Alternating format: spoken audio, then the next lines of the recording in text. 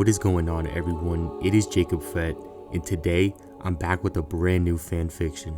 In today's video, we are jumping into the timeline of what if Yoda had gone to fight Anakin and Obi-Wan was sent to fight Sidious.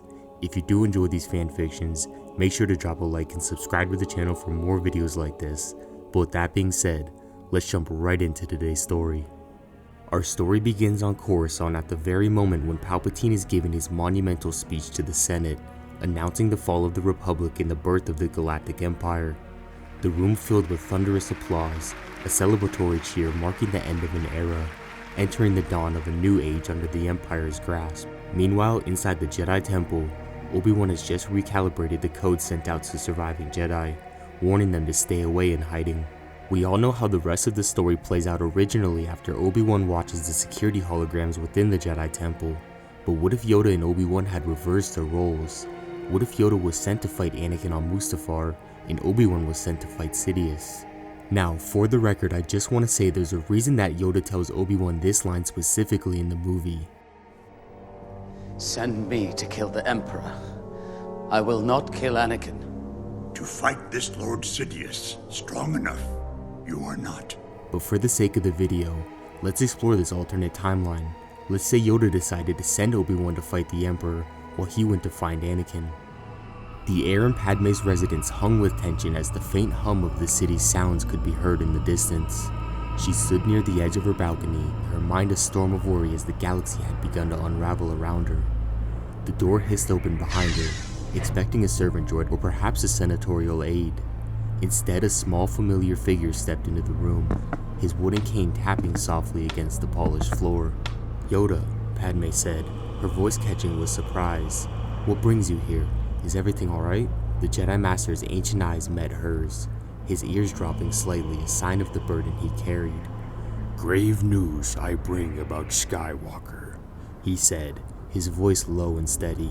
Padme's heart ached. She took a step toward him, her hands instinctively moving to her abdomen, where the secret of her pregnancy laid hidden beneath her flowing dress. "What's happened? Is he hurt?" Yoda shook his head, his expression darkening. "Hurt he is not. Turned he has to the dark side." She staggered back, shaking her head. "No, that's impossible. Anakin would never." Her voice faltered, her mind racing to reconcile the gentle, passionate man she loved with the monster Yoda described. "You're wrong. You have to be." Yoda's gaze softened, but his resolve did not waver. "Seen it, I have.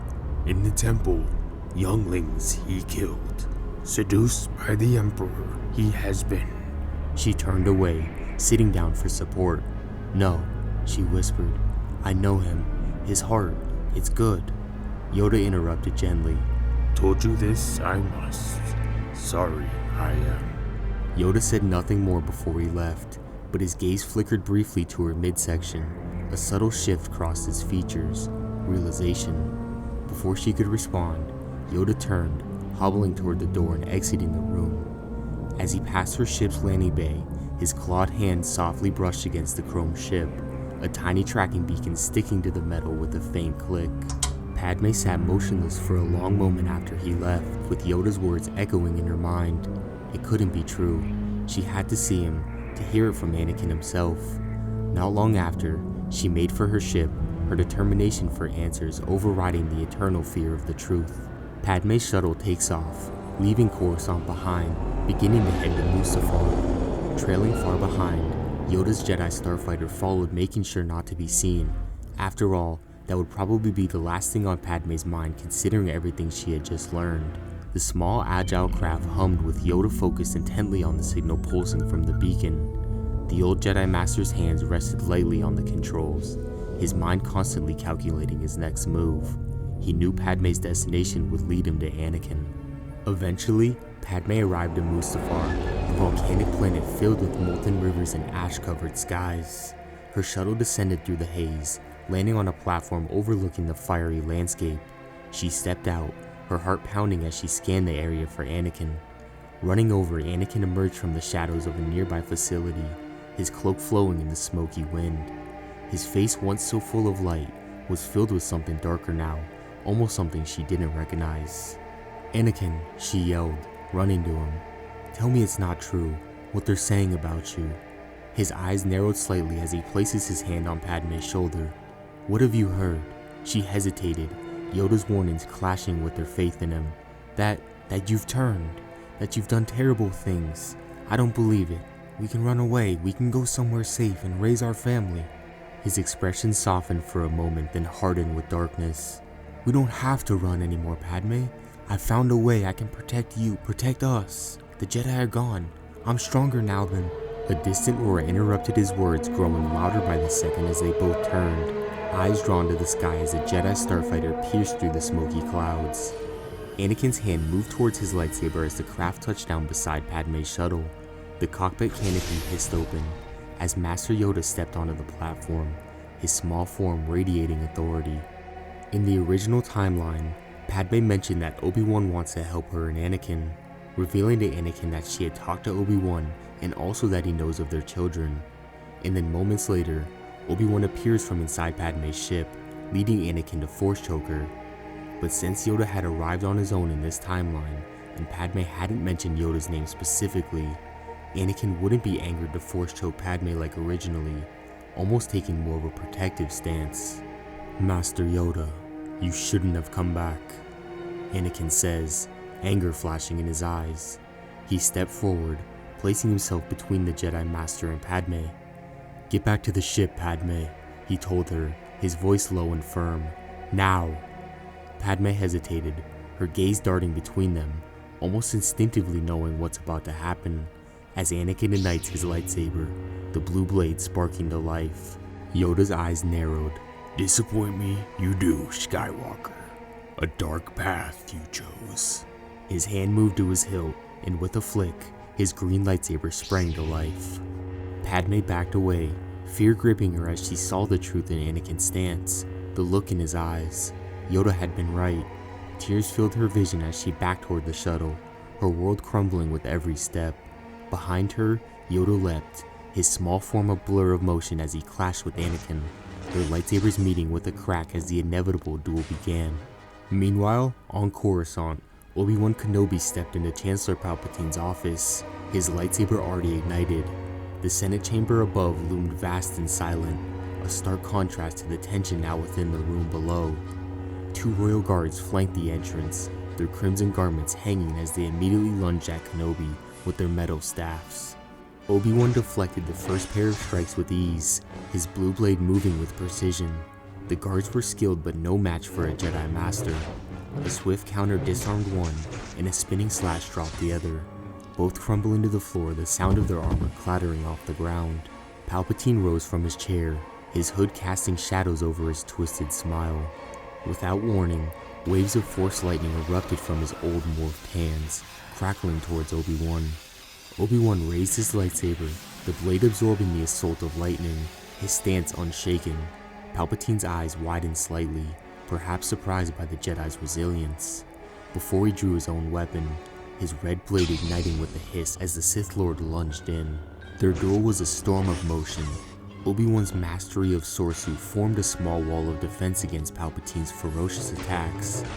Lightsabers clashed, illuminating the office in bursts of red and blue, but Palpatine's power was quickly becoming overwhelming, fueled by decades of darkside mastery. Obi-Wan countered a strike, only for Sidious to twist his blade in a vicious spin, as the red saber sliced through Obi-Wan's guard, cutting deep across his chest. Kenobi staggered back for a moment, his lightsaber slipping from his grasp as he fell to the floor, beaten by Sidious. Back on Mustafar, Yoda and Anakin's lightsabers clashed, green and blue flashes cutting through the smoky air. Their fight moving all the way from the landing platform, now towards the lava bank. Padme could barely stand to watch from the platform above, her hands tightly gripping the shuttle's landing gear. Anakin swung hard, his blade striking a rock with a burst of sparks, but Yoda dodged, leaping onto a nearby boulder. Anakin struck again, his form fierce only for Yoda to flip upward, his saber grazing across Anakin's shoulder. The duel shifted even closer to the lava, now just feet away as Anakin's attacks grew more and more frantic against the old Jedi Master. Yoda slid back on the gravel, then sprang off a rock as Anakin leapt high, saber raised. In mid-air, Yoda drove his blade through Anakin's chest. as Anakin's body crumbled, rolling down the volcanic gravel into the lava, vanishing in a moment. Up on the landing pad, Padme's legs gave out as her vision faded to black, becoming unconscious after witnessing Anakin's death firsthand. Yoda slowly walked back to the shuttle, finding C-3PO and R2 with Padme inside. He paused to check her pulse, then started the ship, the engines roaring as they lifted off from Mustafar's fiery surface. A little while after Yoda had left, Sidious arrived on Mustafar in search of Vader. Upon landing on the planet and searching the area for hours on end, there was no trace of his newly appointed apprentice. Sidious would have no choice but to call off the search after finding nothing. He would have to presume Vader could have only been beaten. Arriving on Polis Massa was Yoda, who landed among the asteroid's medical facility. Bail Organa, who met them there, hurried out of the building, lifting Padme from the shuttle and rushing her to the medical droids. As the Skywalker twins took their first breaths, Padme's last slipped away, her will extinguished by a sorrow too vast to live with. Yoda stood watching over the fragile beginning, knowing the Force had woven a new thread of hope into the darkening future of the galaxy. On Tatooine, as the twin suns began to set, Yoda carried both of the Skywalker twins to the Lars homestead. Owen and Beru accepted the twins without hesitation, their simple lives now intertwined with the destiny they couldn't comprehend. Yoda, choosing exile on Tatooine, settled into the vast desert nearby. His presence would be a silent guardian over the children. Luke and Leia would be raised naturally, their paths destined to cross with the old Jedi Master one day. Until then, Yoda's faith in the Force would remain steady, hoping that balance could somehow be restored to the galaxy one day. Alright everyone, that is going to do it for today's fanfiction. If you did enjoy this video, make sure to drop a like and subscribe to the channel for more content like this.